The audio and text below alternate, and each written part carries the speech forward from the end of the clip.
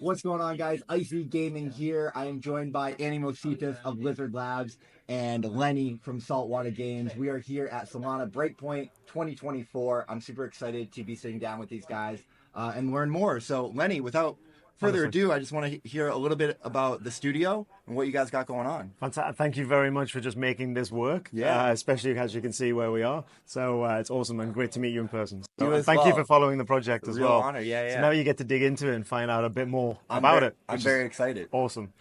So me, Len Finley, I'm basically, or Lenny, definitely, especially to my friends. But basically, I'm a startup junkie. I've been building tech companies my whole life. So pretty much UK, Middle East, Australia, exited a few, invested in some crazy stuff as well, which included the flying race cars that everyone sort of sees if you go on our website. Yeah. The real world one's Airspeeder. But Saltwater Games was built out of the fact that that was our source IP to try and do something better with Play2Impact and motorsport gaming. That's how it started. But Saltwater Games has then evolved. We're a technology company, multiple studios, multiple titles. We're at the convergence of GameFi and AI. Amazing. So that's where we are, and we can dig into that a little bit more as we go, but we have titles like Peaky Blinders, Doctor Who, we have Infinite Insight that just came out on Meta just recently, that's got 4.8 stars, puzzle game. We've built Celeros in the Web3 motorsport ecosystem, which is then our flagship title. That's amazing. I love the background in traditional gaming, but I got to tell you, Celeros is amazing. I don't know if you saw, but Sam and I were playing it on his 24-hour charity stream, and we were hooked for like 3 hours. Yeah. Like we spent so much time doing the time trials, trying to beat each other's score. Yeah. The game feels so good. Yeah. So good. It's so smooth. So I don't know. I want to hear a little bit more about your ventures into Web3. Yeah. Why, tell the backstory behind Celeros, maybe some other titles that you're maybe working on. I'm not sure. Yeah. But yeah, give it to me all. Okay, so let's step back. So Celeros was, if we talk about Airspeeder for a second, so because Airspeeder was the first source IP into that, obviously what we've had to try and do is honor as close to the feel as we can get, but also bringing arcade in to a certain extent, because obviously it's a flying race car. No one's ever flown one of these things at that kind of pace in real life ever. Yeah. So you have to bring in things like drift. So it's not like Wipeout. So it's not basically just above the track hovering and off it goes, and it's just one direction. And Wipeout, by the way, one of my favorite games of all time, clearly. And big shout out to the Wipeout community, especially the one on Reddit. I am in those channels. But the Wipeout was a certain type of racing. So with flying race cars, very different. So we've tried to basically bring in the motorsport economic system, advertising, sponsorship, race entries, performance parts. We try to bring in the risk and reward competition. But you guys literally put so many hours. By the way, in that the very first major tournament, we had gamers in there over a 96-hour period playing for 70 hours. Amazing. So the top 5, I think, were over 40 hours. Yeah, it's really addictive because it's like easy to learn but hard to master, which are some of the best, style of games. Yeah. And just fun, man. Just fun. Just like wanting to get back in there. And there's like really fun surprise and delight elements like the airstreams. When you 100%. find that good airstream, it just feels so good. Yeah, and that's also one of the negative elements too. Getting slammed into the wall by one of those streams that hit you the wrong way. Yeah. But Yeah. fully agree. I nearly wanted that removed because I kept on hitting the wall. Yeah. I was like, come on. I built a When game he's done to the company. I machine, like, he's I like like, "Okay, guys, motorsport take it out." games. I like motorsport games and everyone's winning. So, but yeah, that's, and what about the wall and the floor effect as well? I mean, you Yeah. combine those two? We didn't figure that out until like 2.5 hours into the game. And I'm like, wait, you go fast. It's It faster, boosts it's you off the closer. floor. I was like, okay. Yeah. So- There is some more coming in some of the latest releases. There's going to be some more updates. I just got a note yesterday. We've now got 7 tracks. So as well, so there's going to be a lot more things to basically test and play with, and obviously you know that it's a Web 2 experience, but it's got a Web 3 integration point. So things like the racetracks and the advertising sponsorship and the monetization model. But you're going to start to see even more features coming in because we're dripping them out bit by bit. Because if you just go with full feature, and this is how a flying race car works at full performance, then it takes people a long time to learn. Yeah. But by coming out with the block mesh and then building up the fidelity and building up the features, That's the way to everyone do gets it. to come on the journey, and then we land people into different circuits. And what you've then got is you've got an engaged, competitive ecosystem ready to want to go, because the prize at the end of this is the opportunity to come across and remote pilot a real flying race car in No airspeeder, way. and then the opportunity from there to even go on to become potentially a pilot. Obviously, there's a physical and fitness limitation in that because 3.5 Gs in a corner, 200 miles an hour, and it's a Formula One monocoque. Yeah. So, I would be pretty scared to do that, to be honest, but I would love to have it and be able to look at it, sit in it, take some photos. Oh, 100%. Yeah, that's one of the reasons I seeded, along with my network, that company was because we want that to exist. Amazing. Because that's where you're going to make flying cars happen, is in racing. Yeah. So, but that was the Celeros IP, was the first venture into that. Yeah, and a lot of folks know, so my background is in automotive, and obviously, like, being part of this ecosystem from the beginning, I was always looking for what is a really good racing game that's going to come out in Web3, and starting in, like, early 2021, just kept waiting. So that's not my best genre. I feel like I acquitted myself reasonably well in the Genesis race, but, like, that particular genre of gamer are, like, in my opinion, the most hardcore. Like, if you're a racer, you are a racer, and like you're there for anything, and you want to try. Especially the concept of you've got the full 3D now is just fantastic. Yeah. Oh, 100%. Yeah. Some people have actually taken Celeros as well and even put it into a VR headset. Because I don't That know. was I don't what know we whether were you. talking about. That would slap. Because I don't know if you tried the heads up, the HUD view when you were No, racing. no. Because a lot of people basically went for sort of a rear pan sort of view. But I actually quite like the HUD view. So one, it's a little bit trickier and a bit spicier. Yeah. But when that's in a VR headset, Yeah. it's very immersive. Is it VR compatible? People can do that now? Someone has done it. We haven't gone down that path in anger just yet, but obviously we own a VR AR studio. Okay. So you know that's the kind of next iteration for some of that title. But first off is more racetracks first. Make sure that we've got the competitive and almost the esport ability set up. Make sure we get the on-chain XR functions all working as well, and then you start to bridge it across into other modalities. So this is a really good point and a good segue, Lenny. That the big difference that I think a lot of people that have been following the project for a while miss is Saltwater Games is much more than Celeros now. Like, again, like we were talking about, Celeros is an amazing game in its own right, and the integration with VR is going to be fantastic. But if that's like this, you guys are building this that's already in place. And so I think a lot of folks have missed that haven't been following really closely. So tell us really more about this ecosystem that you guys are creating. Okay, so we have multiple studios. So one of the things, so we started off with one IP, but my background is, again, and some of my team, we're equity builders that build digital experiences. So we then try and integrate those things across it so we get the best of all worlds, whether it's a Web3, Web2 experience. So we try and blend so that way everyone gets all sides of the coin, so to speak, rather than just one path. So, but we have to build these things at a time. But we had this wonderful opportunity to basically acquire the Maze Theory and Nexus Labs studios in December last year. That brought with it multiple IP. It brought with it gaming legends in that space. It brought with it all of the relationships with Meta, Epic, Unity, and beyond. I mean, now the partners that we've got access to, the IP sources that we now get, is chalk and cheese to how we started. But that was always the path, was to expand. My background is, again, with building these companies, is into M&A. How do we then expand beyond? How do we bring more onto our network? And how do we bring more into our equity play? And how do we then integrate and reward people who are basically part of our community across all of those elements of the business? So you're going to see a lot more of that going into next year. So post the nodes. But one of the reasons we are decentralizing the network with the nodes is so we now bring everyone in to then have the infrastructure piece.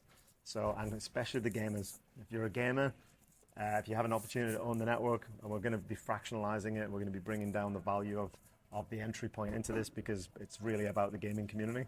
So, but then we'll build more titles and release more titles on top. So anyone who's been on the website already, or anyone who's in the questing platform, you'll see the titles all now coming up in there. Okay. Celeros and Freerunner and Resurgence and Warlord.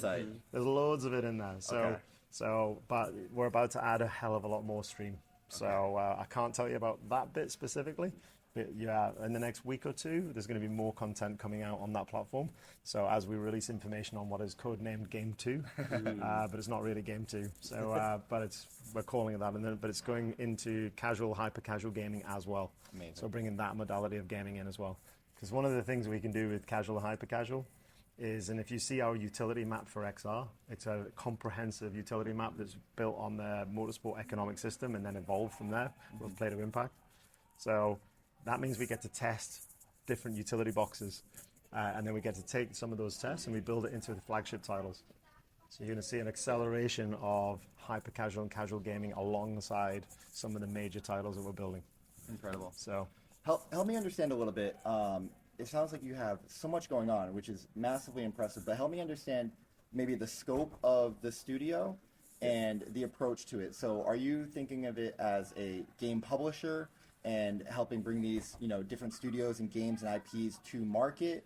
How big is the team? How distributed is it? Because you brought a lot of players in-house as well. So I just kind of want to understand a little bit of the structure, and then maybe that leans into a bit of the overall roadmap of what the next 1 to 2 years kind of look like with that structure. Yeah. So even though we've got all these people, we run profitable businesses.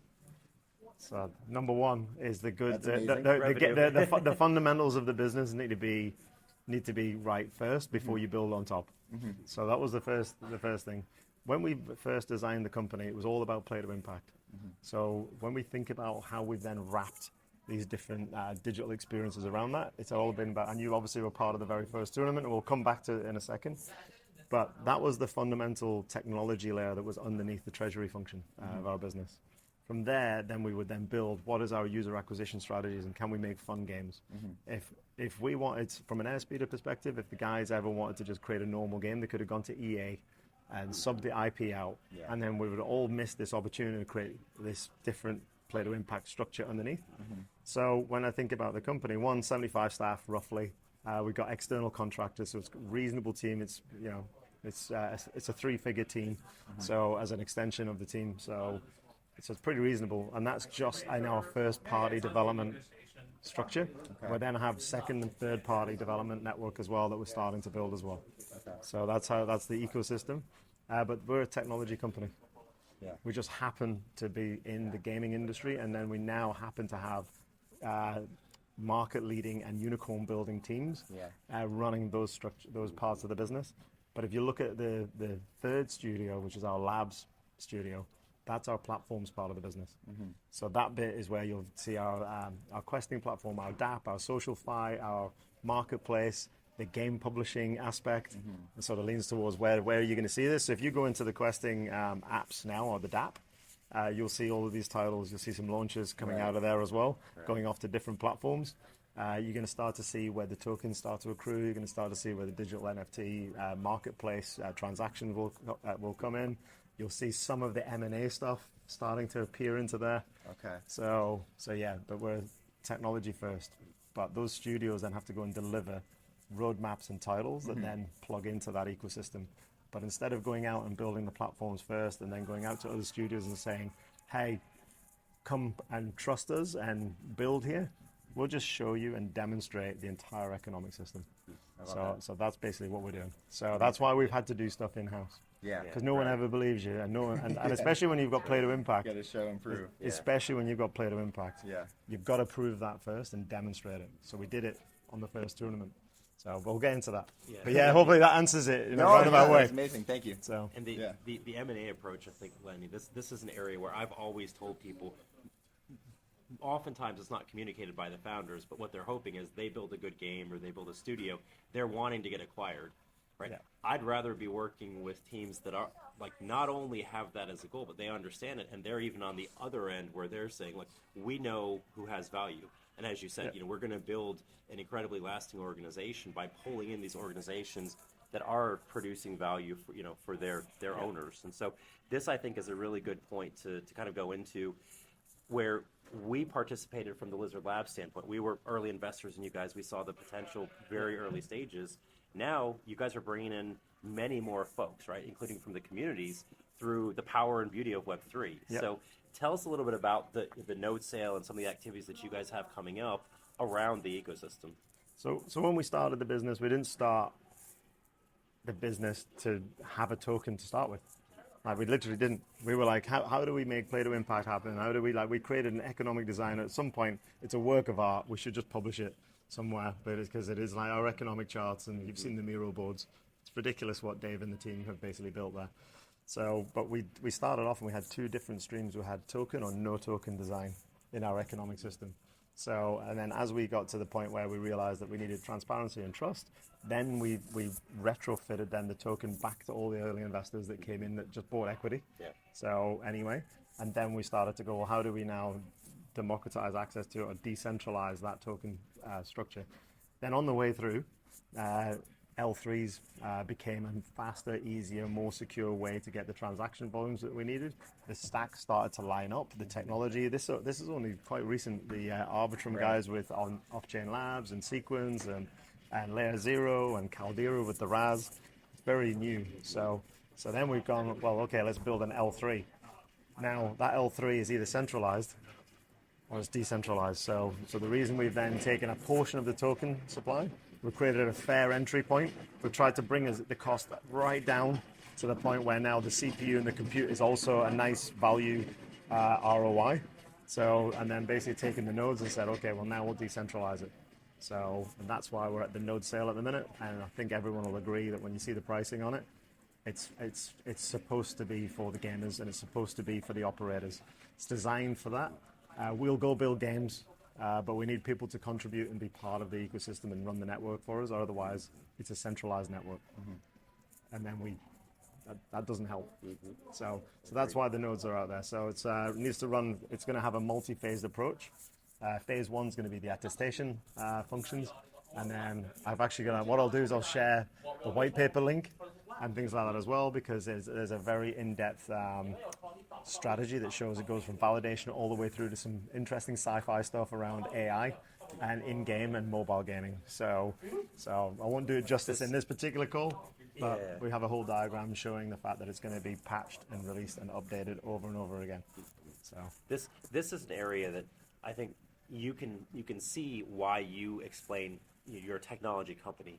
When you see the integration of AI, VR that you guys are building into, that's one of the pieces that always excites me the most. As a self-proclaimed tech fan, I've always liked to be on the cutting edge of emerging technology, whatever that is. Throughout my career over 20 years, you guys are the same way in this case too. 100%. Well, we've got a whole AI platform called Sidekick. Have you seen that online? So we have the concept of, and we're currently working on a little mini MVP that we may be able to demo soon. So I won't throw my head of AI underneath the bus. But we have Sidekicks. Basically, the greatest stories ever told, the best adventures you probably ever had. There was a player 2 in your life.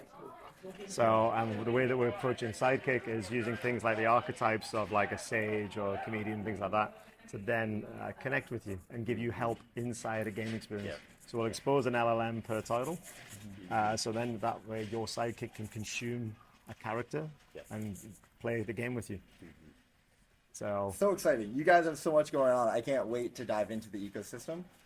You've teased a little bit. I don't think you can share the pricing yet, but maybe are there time frames for... It's all actually available online. Okay. Yeah, so we have a node sale calculator already. It's got a full ROI. Okay. The fractionalization will make it more accessible for the gamers, because a lot of gamers, they don't spend that kind of money. And obviously we want those guys to be... If they're playing the games and they're getting the reward system and that, then they should get a reward of the network as well, and it should all nicely balance. Yeah. But there are node operators out there as well that have got a slightly larger wallet. They can take full nodes rather than fractionalized. So those guys, that whitelist stuff opens up pretty much in the next week or two. Okay. Yeah. So whitelist for the node sale. When are we launching the node sale? So we have different partners. So we're doing one with Engine Starter is next. Okay. There's Node Ops, Rapid Nodes, there's Impossible Guys. There's a lot of different groups that we're basically running over the month of October. Okay. So, and then we'll do that's what I'll do is I'll share the full roadmap with you as well. So I'll send the link so the community can have it. So awesome. It's basically October is the big month. Yeah. Next month, let's go. Pretty much. It's happening, yeah. So we've already done some Exciting. MVP sales, like the BTR community's already been in and been on board. We've got a lot of our core investors and some of the VC groups are already on board. We're going to have an exciting node partnership announcement that's going to happen probably in the next week or the week after, just based on this conference, which is pretty big.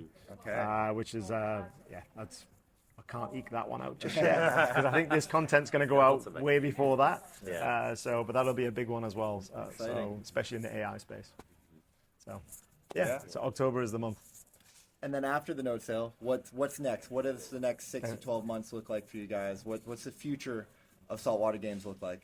Okay, so because there's two parts here. There's XR Foundation, which is obviously where the nodes and that's where the token and the mainnet structure will be. So obviously our aim is to move to mainnet. But anyone who basically comes in and gets a node, the moment that we do those sales and that goes public, even if we haven't done mainnet, they're accruing XR rewards. So we're basically going to just accrue XR rewards back to those node holders, and then so that way we de-stress the TGE, but the aim is to do mainnet into a bull. Okay. So that's somewhere between anyone's guess, but somewhere between November and January. Okay. Is generally a bit of a guess. The tech will be ready, the mainnet will be ready, but once we've decentralized, first thing is decentralize, then link everyone back to the testnet so that we can test it all and just make sure it's all ready. And then when mainnet happens, it's the node operators are all connected into it, and we do it together as one large group. So exciting! It's all happening. There's a lot going on. I'm sure the community is really excited, and Yeah, you must be tired. Yes, but Chris Abbott, big shout out to him. My CSO is absolutely knackered. Yeah. So and Dave as well has just moved over to Amsterdam, and he's now working a little bit more balanced hours. But Chris is in Australia at the minute. So. Awesome. Yeah, I chatted to Chris and Dave a fair amount. I was like, guys, you got to get some sleep here. It's a marathon on a sprint, but in Web3, it feels like it's just a marathon of sprints that you're going through. 100%. Yeah, it's just on to the next, right? It's a marathon sprint to launch, and then it's a marathon sprint once you've launched. It doesn't stop, but it's also a lot of fun. So that's the network piece, and then the games.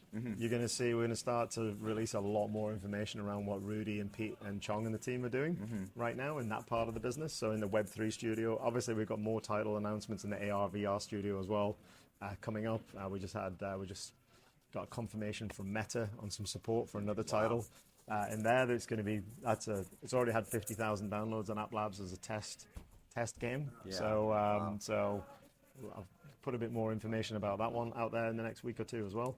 So and then it's mobile, hyper casual gaming is going to be there's a lot going on there. And then of course once we go into next year, it's going to be M&A structure. So basically, because I think one of the challenges in Web3 is some founders have got great intent, but at the minute, if you set up a token structure where there is no equity play whatsoever, the only liquidity for a founder is generally through the token, and that's coming from retail that's then partaking in the token, or it's coming from the VC community. Right. That means that there's no exhaust, there's no full cycle M&A. Yeah. So one of the things that I want to try and do with what we're doing is basically try and fix that to a certain extent and create a strategy for basically catching and supporting some of those quality communities that have been built. Yes. And if the tokens have not done so well or the game hasn't quite hit, then be able to create a parachute to bring it across onto our platform. And do you envision that kind of like rolling into the XR ecosystem and what you guys have going on? 100%. Yeah, that makes a lot of sense. Yeah. That's been one of my theses as well, that we're going to see more of that alignment and roll up and M&A, really. Well, sure, I'll talk you through off camera. Yeah. Sorry guys, but I'll talk you through the thesis of how I think we make it possible at scale. Yeah. Okay. So, and I think you'll like it because we'll probably end up doing some content on that in Q1. Awesome. And sharing about how and why, because it's you need to take Web 2 and Web 3, the best of both sides. Yes. And then you need to create a parachute system that allows people that basically want to partake in quality community that's basically fully engaged, that maybe it tripped up on the way, not for any ill intent whatsoever, but it's quality community. We want those people to give a defibrillator to bring it back to life. Amazing. So, there you go.